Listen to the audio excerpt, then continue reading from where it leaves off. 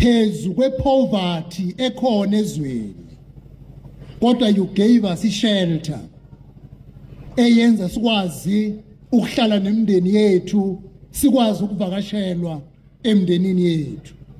Inkosi yalapha eMpembeni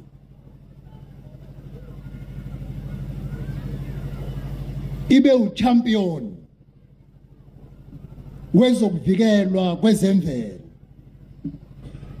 Baba uNxumalo Mkhwenyana, umuntu wasemzini, ngijabulile ukukubona ngoba usebenze a longer time namakhosi akheli iqiwi ngesikhathi esinzima ngokubambisana namakhosi. Watshalwa umoya kubantu bakithi ukuthi imvela yongiwe kunokuba izingelwe ngoba uyogcina iphelile. Inkosi yaseMpembeni ingamanye amakhosi anesiqiwi somphakathi. Inkosi yaseMpembeni ingamanye amakhosi ambalwa enehotela eliyihotela elisemazingeni amazwe omhlaba.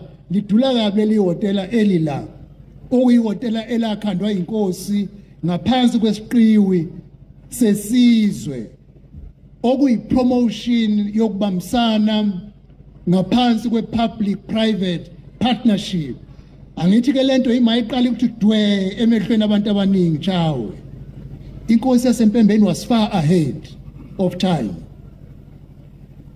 Yayingezwakali kahle lento yesiqiwi sokubambisana nosomabhizinisi, kodwa lesi siqiwi sidala amathuba omsebenzi kubantu baseMpembeni. Ihotela lidala amathuba emsebenzi kubantu baseMpembeni.